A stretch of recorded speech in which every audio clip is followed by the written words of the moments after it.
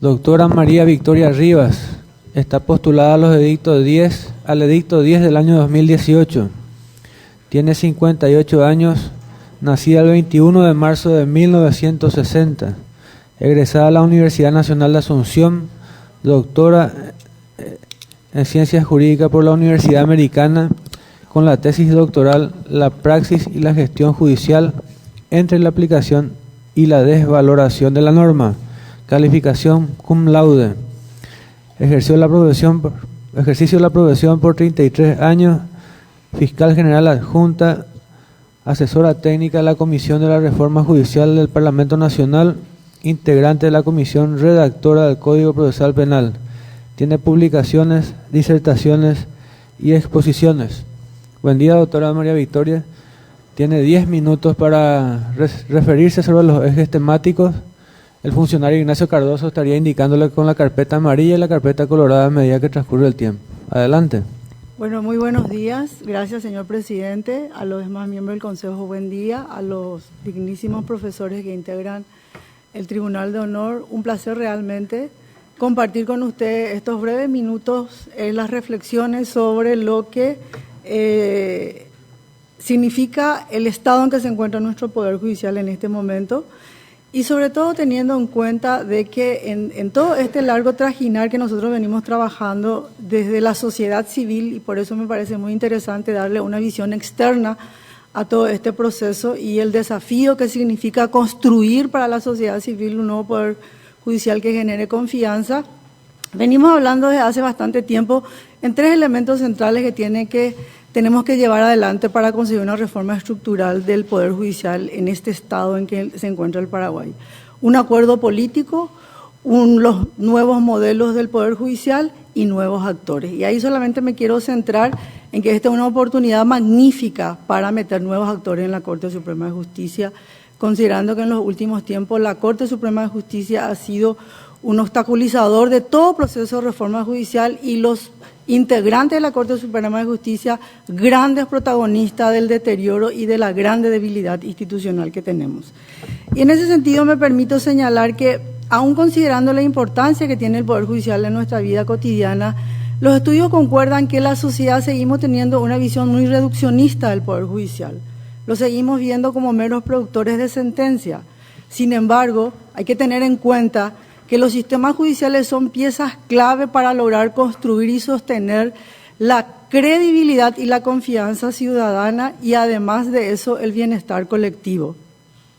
Sobre todo en una dinámica social tan cambiante, en donde los procesos normativos no acompañan esta dinámica social y muchas veces los jueces tienen que dar respuesta a situaciones que no están previstas en la ley. Y esta situación y respuesta que dan los jueces tienen un alcance individual, pero en la mayoría de los casos colectivo. De ahí radica la importancia central del Poder Judicial en esta etapa que estamos viviendo de tanto desarrollo social, y la ciudadanía no espera tanto de otro poder del Estado como espera del Poder Judicial. Sin embargo, cada día es más frecuente escuchar la expresión "no hay justicia".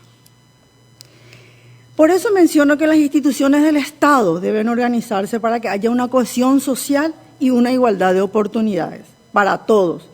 En consecuencia, desde el planteamiento del Estado social, el Poder Judicial debe organizarse para superar las penurias sociales y las desigualdades en el acceso a justicia. Tiene la obligación de proveer a las clases sociales menos favorecidas mecanismos que faciliten y compensen esas desigualdades. En ese sentido, y como lo han mencionado otros expositores en este mismo lugar, conscientes de esta necesidad, los poderes judiciales aglutinados en la Cumbre Judicial Iberoamericana han aprobado las 100 reglas de Brasilia, que es un instrumento normativo que de alguna forma pretende disminuir esta asimetría. A pesar de ese compromiso que ha asumido nuestra Corte Suprema de Justicia, el acceso a justicia en nuestro país está muy poco desarrollado. Se lo ve como un concepto abstracto. El Estado debería estar siempre preocupado por remover cualquier obstáculo que impida a las personas y en especial a los sectores de vulnerabilidad acceder al sistema judicial. Acceso a justicia no es otra cosa que los tribunales deben estar abiertos al público en general y deben ser percibidos como tales. Debemos eliminar todas las barreras innecesarias. Aún reconociendo que existen obstáculos geográficos, económicos o procedimentales que no pueden ser completamente removidos, debemos intentar remover aquellos originados por motivos personales, como el lenguaje, la simple carencia de conocimiento o cualquier otra forma de discapacidad. Y en especial, es imperativo para la Administración de Justicia en un Estado de Derecho no crear barreras psicológicas, apareciendo como misteriosa, lejana, complicada e intimidatoria, atrapados en su Palacio de Justicia debido a su concepción monárquica con un lenguaje muy poco comprensible para la mayoría de la gente. Es tiempo de aunar esfuerzos entre todos y reformar los grandes condicionamientos históricos que tiene el Poder Judicial y que me permito agruparla en 5 áreas que considero la más importante para este nuevo enfoque que tenemos que darle: acceso a justicia, celeridad procesal, igualdad, independencia y confianza pública. Es de conocimiento público la creación de la Comisión Nacional de Reforma Judicial, que fue creada por Ley 5360 del año 2014, con el objeto de estudiar las leyes que regulan el funcionamiento del Poder Judicial. Comisión de la que formé parte y comisión a la que he asesorado y presentado planteamientos para avanzar hacia una reforma estructural. Ante la complejidad de los problemas y lo ambicioso de los objetivos de la Comisión de Reforma Judicial, hemos decidido trabajar en 2 grandes áreas en la reforma estructural del Poder Judicial.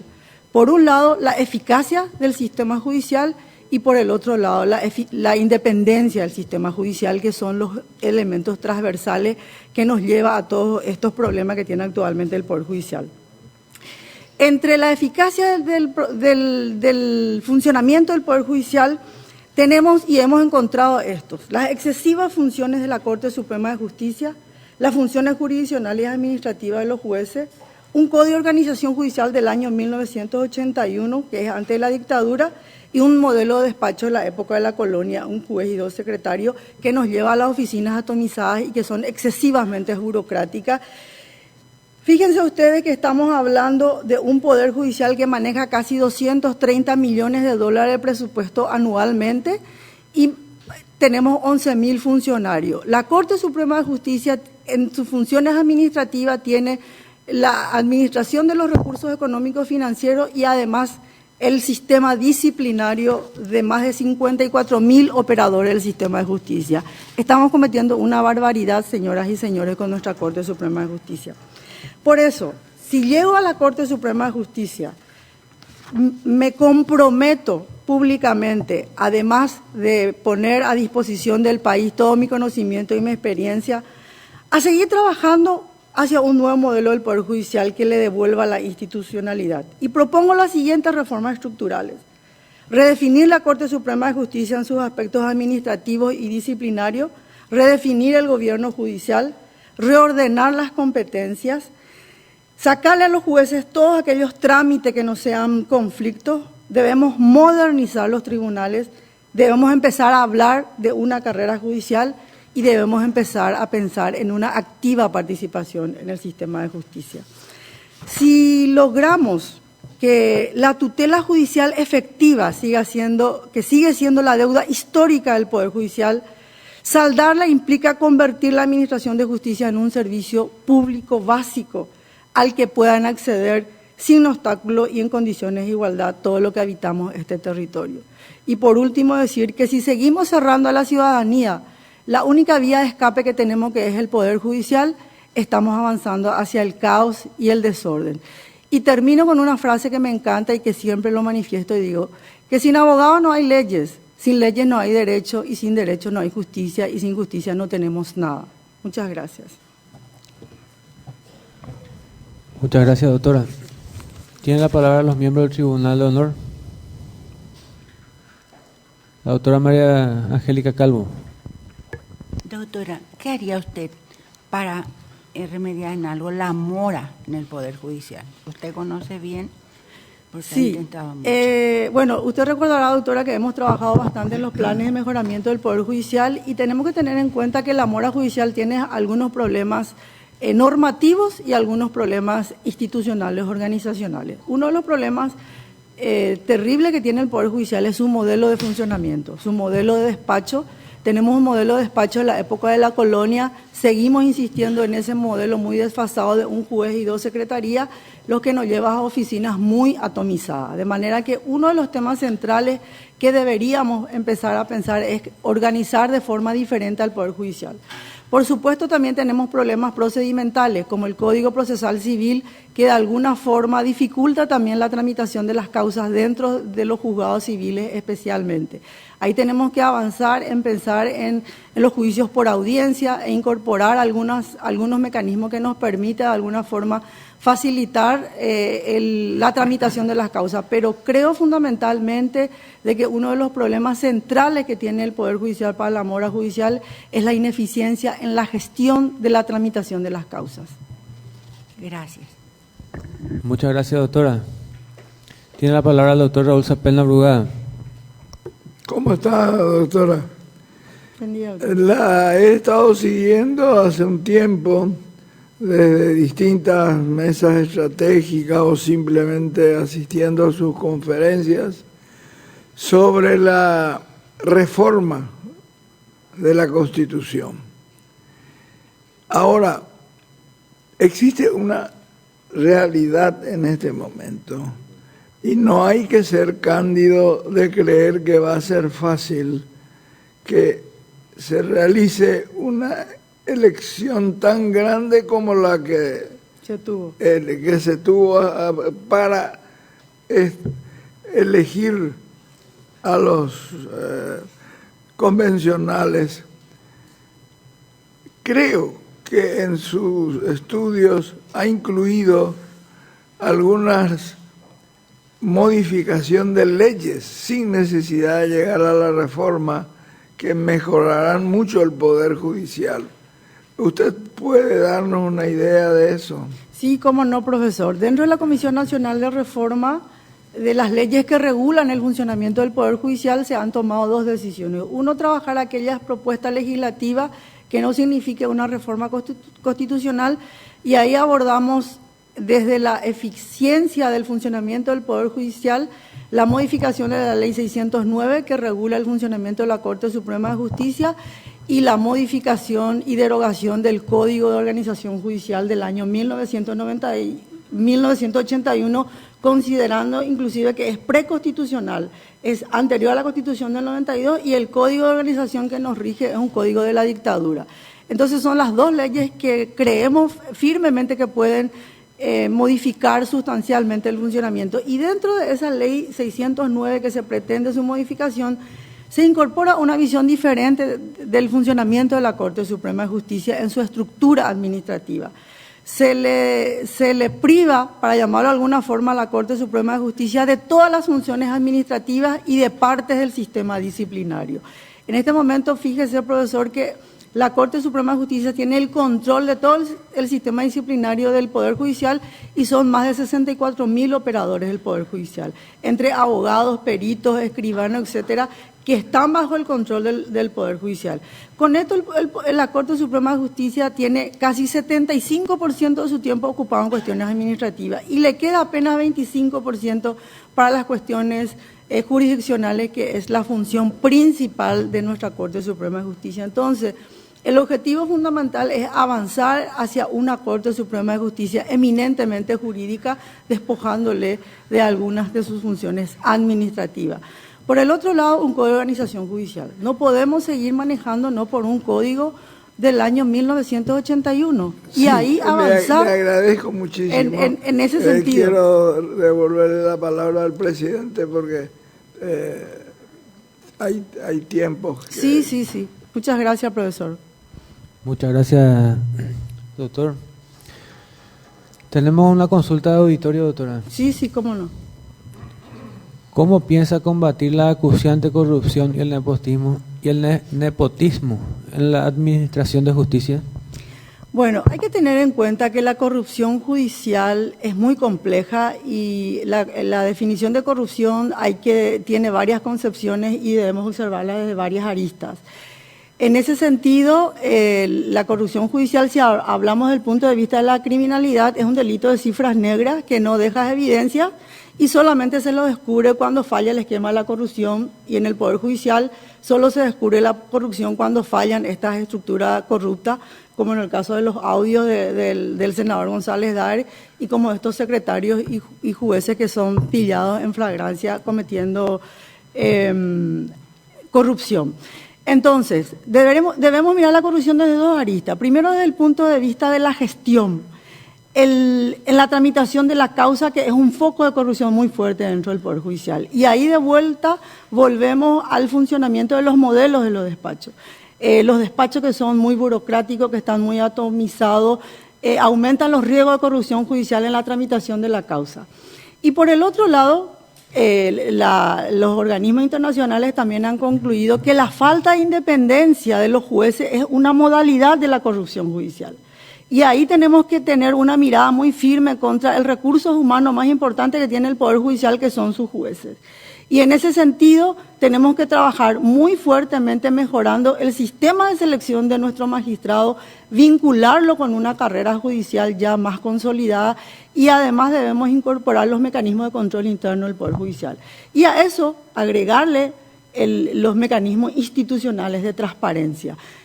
Tenemos que tener declaración jurada de los jueces publicados, tenemos que tener mayor acceso a la información judicial, tenemos que tener los presupuestos del Poder Judicial publicados en forma sencilla en sus páginas web, y un dato central, pero no menos importante, es que no tenemos datos de funcionamiento del Poder Judicial. Con mucha dificultad manejamos que el Poder Judicial tiene 224.000 causas a nivel país, pero no podemos desmembrar a qué área, a qué jurisdicción y qué conflicto representa. Porque, y ahí con esto termino, presidente, hay que tener en cuenta que en la tramitación de la causa, en el ámbito penal, los riesgos de corrupción aumentan terriblemente dependiendo del tipo de delito que se está investigando en los despachos penales de Asunción y de todo el interior del país. Muchas gracias, doctora. La siguiente consulta. A su opinión, ¿se debe mantener la dependencia de admisibilidad de la Corte Suprema de Justicia? Bueno, el tema de la admisibilidad hay que mirarlo desde el punto de vista doctrinario y desde el punto de vista de la organización de la Corte Suprema de Justicia. Las oficinas de admisibilidad son muy cuestionadas desde el punto de vista doctrinario porque de alguna forma existen ciertas tendencias que manifiestan de que esos conspiran contra los derechos fundamentales de las personas al dejar a una oficina administrativa la posibilidad de que sus acciones sean entendidas por la Corte Suprema de Justicia. Pero desde el punto de vista organizacional de la Corte Suprema de Justicia, esto ha sido debatido ampliamente en el seno de la Comisión de Reforma, y de hecho que lo hemos escuchado en estos días, las denuncias públicas de corrupción que genera el funcionamiento de esa oficina. Y creo que la oficina de admisibilidad debe permanecer en un primer momento, pero debe ser acompañado de un principio de oralidad, en el sentido de que los ministros de la Corte Suprema de Justicia de la Sala Constitucional, cuando una causa debe ser rechazada, debe convocar a las partes para que las partes manifiesten públicamente cuáles son los elementos que acompañan su petición de inconstitucionalidad y cuáles son aquellos defectos formales que la Corte Suprema de Justicia pueda encontrar en un probable rechazo de su acción de inconstitucionalidad. Y solamente quiero precisar eso, presidente, que está muy olvidado en nuestro sistema judicial, de que el elemento central de un colegiado es la oralidad y es el debate. Y la herramienta fundamental de un debate es la oralidad. Y la oralidad nos lleva a la transparencia. De manera que yo creo que la Corte Suprema de Justicia tiene que hacer un esfuerzo considerable, no puede permanecer indiferente ante las denuncias públicas que se hicieron en este mismo espacio, de los montos inclusive que se paga para que se tramite una acción de inconstitucionalidad. Entonces, creo que es importante para disminuir la congestión de causa en la Sala Constitucional mantener la oficina de admisibilidad, agregándole el condimento. Ni siquiera necesitamos reformas legales para que los ministros de la Sala, o aunque sea el presidente de la Sala Constitucional, pueda participar en audiencias orales para que las partes puedan reafirmarse en su petición de inconstitucionalidad. Muchas gracias, doctora. La siguiente consulta. ¿Qué opinión le merece la certeza constitucional que declara la Corte Suprema de Justicia? Bueno, yo creo que ahí tenemos un problema terrible porque, por un lado, y eso se ha debatido bastante también en este atril, de que no existe ninguna ley que ampare la certeza constitucional, ni en la Constitución Nacional, ni en el Código Procesal Civil, ni en la ley que regula el funcionamiento de la Corte Suprema de Justicia, pero la Corte Suprema de Justicia sigue admitiendo la acción declarativa de certeza constitucional. La última resolución de la Corte Suprema de Justicia fue dictada a pedido del ministro de Hacienda, Santiago Peña, para poner en vigencia la Constitución, el presupuesto general del 2017, incluidos los bonos soberanos. Entonces estamos ante un tremendo problema. Por un lado, todos admitimos que no está en nuestro ordenamiento jurídico, y por otro lado, nuestra máxima instancia sigue dando curso a las acciones declarativas de certeza constitucional. Entonces solo nos queda una vía: ante una eventual reforma constitucional, incorporar definitivamente la figura de la certeza constitucional como lo tiene la Argentina a partir de su Constitución del año 1994. Muy bien, doctora. La siguiente consulta. Usted habló de un acuerdo político. ¿Cree usted que ello podría darse dentro de una reforma constitucional o podrá darse también en otro ámbito? Bueno, yo creo que uno de los temas centrales para avanzar hacia una reforma constitucional es un acuerdo político y un pacto social. No podemos avanzar en una reforma constitucional sin que existan criterios coincidentes, sobre todo sobre algunos puntos que vamos a reformar la Constitución Nacional. La mayoría de las constituciones de Latinoamérica se han reformado con acuerdos políticos, pactos sociales y puntos coincidentes para avanzar en aquellos aspectos que pretendemos reformar. Y sobre todo hay que tener en cuenta un elemento central, como lo estaba manifestando el doctor Sapena, la confianza ciudadana hacia sus actores políticos para embarcarnos en una reforma constitucional responsable. Muy bien, doctora. La siguiente consulta. ¿Cree usted que la sanción de una ley de colegiatura obligatoria para los abogados ayudaría a la disminución de la mora judicial?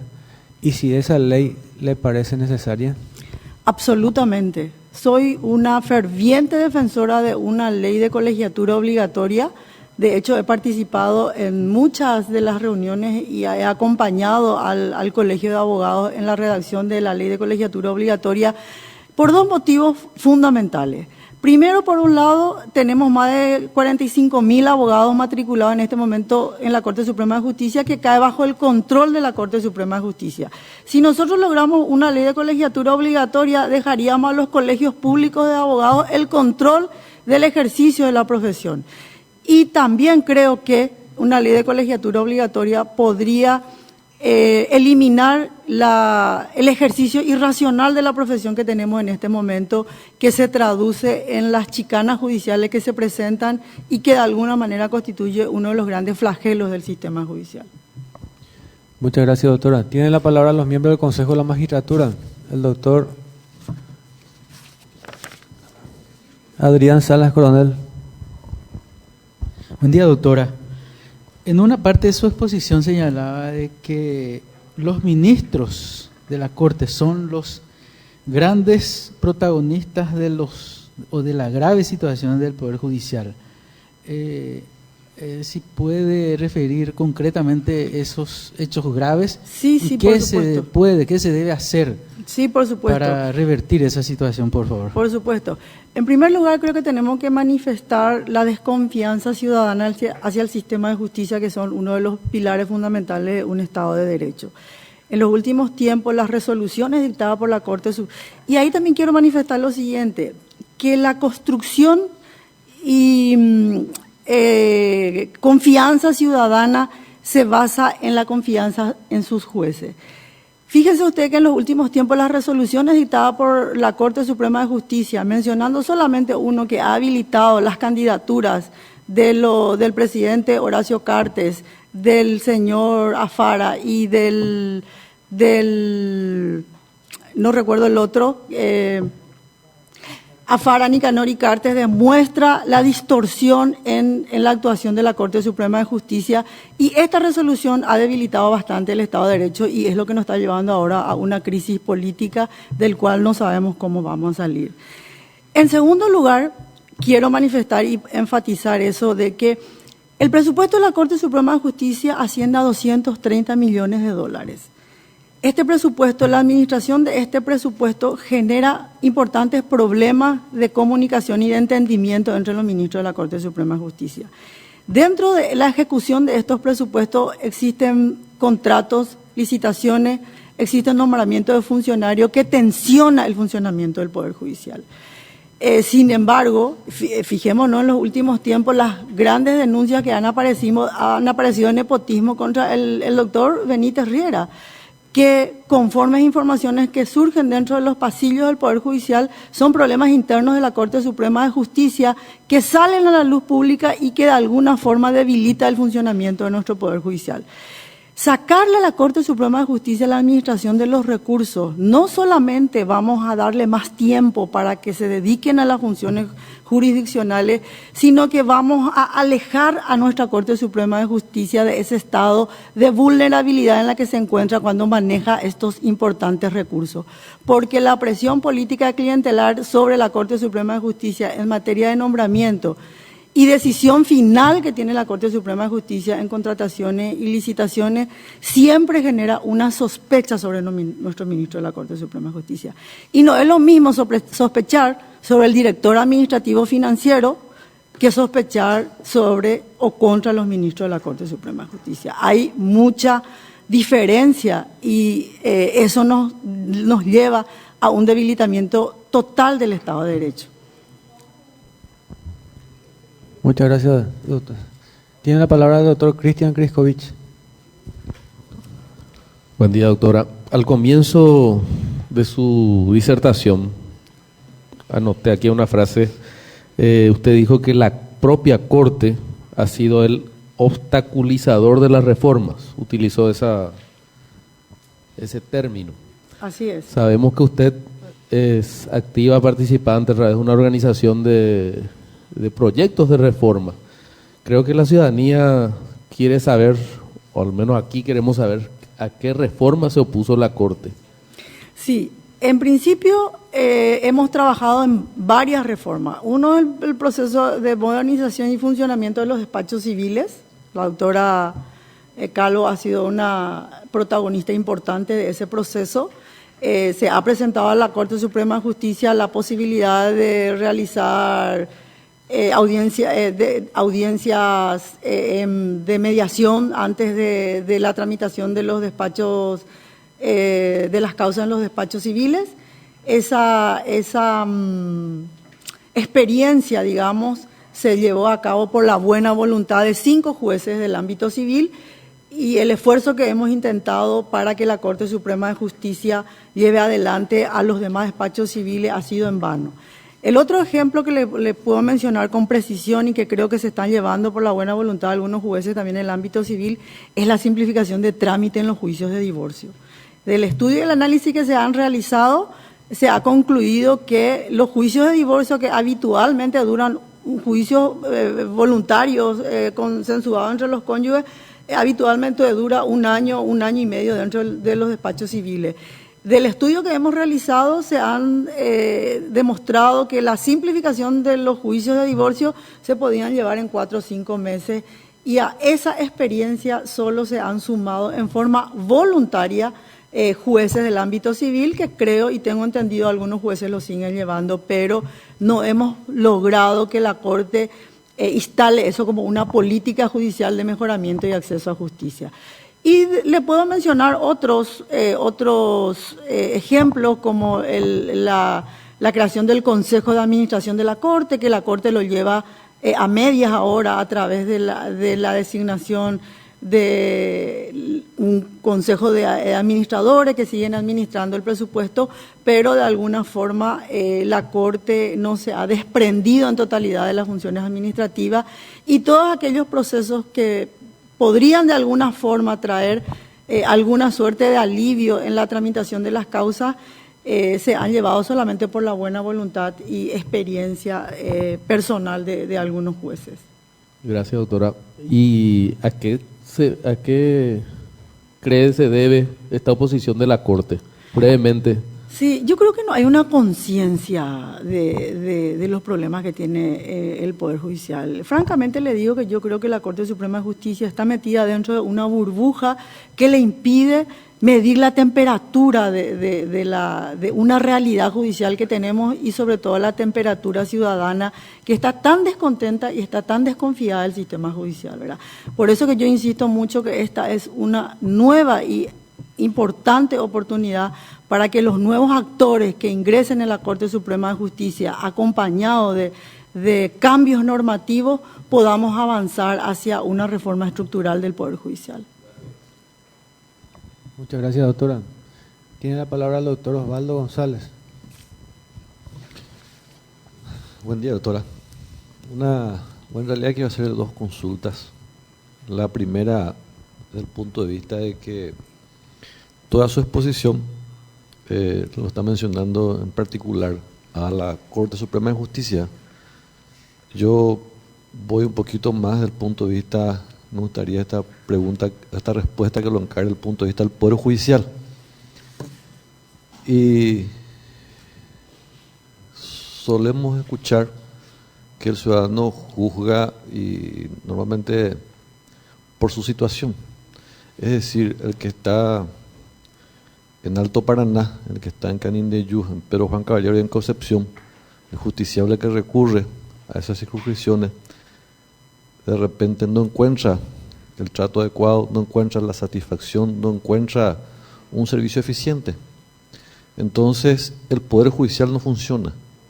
El Poder Judicial tiene una mala imagen, el Poder Judicial es el que está fracasando. Producto de ello es que el servicio de justicia está con la peor imagen, creo yo, en varias organizaciones que hicieron la medición en materia de servicio, imagen y percepción. Ahora bien, el articulador digamos, de política de justicia es la Corte. Si usted accede al cargo de ministro de Corte, y le pido brevedad porque todas sus respuestas van de 5 a 10 minutos aproximadamente, en la reforma, ¿qué ustedes consideraron importante para mejorar la imagen del Poder Judicial? Bueno, en realidad no hay una fórmula única para mejorar la imagen del Poder Judicial, sino que es un conjunto de elementos que están correlacionados para lograr la confianza pública, ¿verdad? Uno de los temas centrales y que nosotros venimos trabajando y analizando es avanzar en grandes reformas estructurales del sistema que de alguna forma pueda permitir lo más cercano que necesita la ciudadanía, que es la celeridad procesal. Cuando un ciudadano ingresa dentro del sistema judicial, lo único que quiere es que su caso sea resuelto dentro de un tiempo razonable. En este momento, el Poder Judicial no tiene la capacidad de dar esa respuesta de plazo razonable. Y además de esa respuesta dentro de un plazo razonable que se denomina lo que es la mora judicial, entra un conjunto de elementos en donde el factor principal es el juez como recurso humano más importante del Poder Judicial. Y ahí se debe trabajar muy fuertemente el sistema de selección de jueces vinculado a una carrera judicial. La carrera judicial que tiene que tener una armonía con los planes de capacitación y especialización de los jueces, ¿verdad? Una carrera judicial que le permita a los jueces ascender por mérito y además una carrera judicial que le permita al sistema judicial premiar a los buenos y expulsar a los malos. En este momento, y he escuchado de varios de los opositores que ahora están metidos todo como en una bolsa, en el sentido de que el concepto que se tiene de todos los jueces es un concepto muy negativo por parte de la ciudadanía. Entonces, creo firmemente de que un buen sistema de selección de magistrados, estos procesos de transparencia que está instalando el Consejo de la Magistratura, vinculado a una carrera judicial ya definida en la Constitución, pero no desarrollada, que apunte a los méritos de los jueces, creo que puede ser un elemento importante para ir ganando la confianza ciudadana. Porque la confianza ciudadana, la legitimidad de las resoluciones se basa solo en la confianza que le tiene la ciudadanía a sus jueces. Sí, doctora. Y la segunda pregunta. También se habló en estas audiencias sobre la politización de la justicia, no desde el punto de vista de la Corte, sino la politización de la justicia, del Poder Judicial. ¿Cuál es su opinión? Sí, ahí tenemos dos elementos que hay que tener en cuenta. Uno, por un lado, es el tema de la famosa autarquía presupuestaria de la Corte Suprema de Justicia, en donde en los últimos tiempos la Corte Suprema de Justicia, que recibe el 3,4% del ingreso de la Administración Central, se ha distorsionado un poco esa autarquía y se ha ido al otro extremo en el sentido de la negociación política que tienen que tener los ministros de la Corte Suprema de Justicia para seguir consiguiendo estos recursos para el presupuesto. Y se menciona con mucha frecuencia el sistema de selección de magistrados, ¿verdad? Y dentro del sistema de selección de magistrados, la conformación del órgano que elige a los jueces. Por eso digo que no creo que la fórmula definitiva sea solamente cambiar a los representantes de la Cámara de Diputados y de Senadores dentro del Consejo de la Magistratura. Hay que vincular ya el sistema de selección de magistrados a una carrera judicial, porque si seguimos teniendo jueces que vamos a seguir nombrando cada 5 años, entonces esta situación se va a ir dando. Entonces creo que tenemos que avanzar en un sistema de selección de magistrados vinculado a una carrera judicial que armonice con los planes de capacitación y especialización que tenga la Corte Suprema de Justicia y la Escuela Judicial.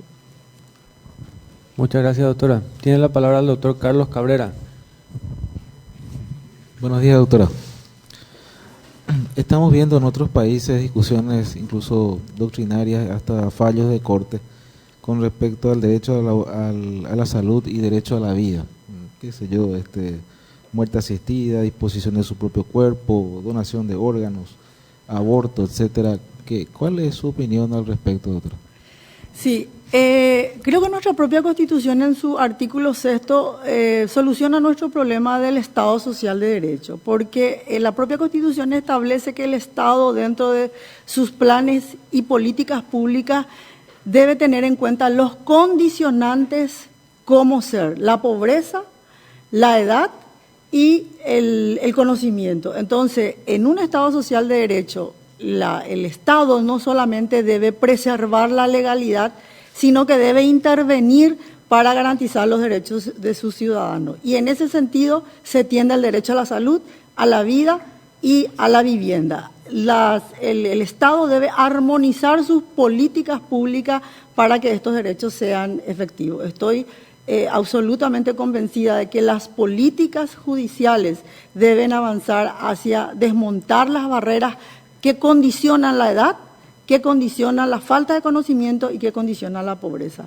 El principio de igualdad se rompe, doctor, cuando una persona tiene un nivel socioeconómico de pobreza. No es lo mismo una mujer campesina, monolingüe, pobre, que entra a litigar en los tribunales porque el sistema y el modelo excluye a estos tipos de personas. Entonces el Estado, y más el Poder Judicial, tiene que generar constantemente política para ir removiendo estos obstáculos reales hoy en la República del Paraguay. Muchas gracias, doctora. Con esto damos por finalizada su exposición. Bueno, muchísimas gracias, buenos días y felicitarle a los miembros del Tribunal de Honor por la paciencia y el aporte a este gran proceso que estamos llevando adelante. Muchas gracias.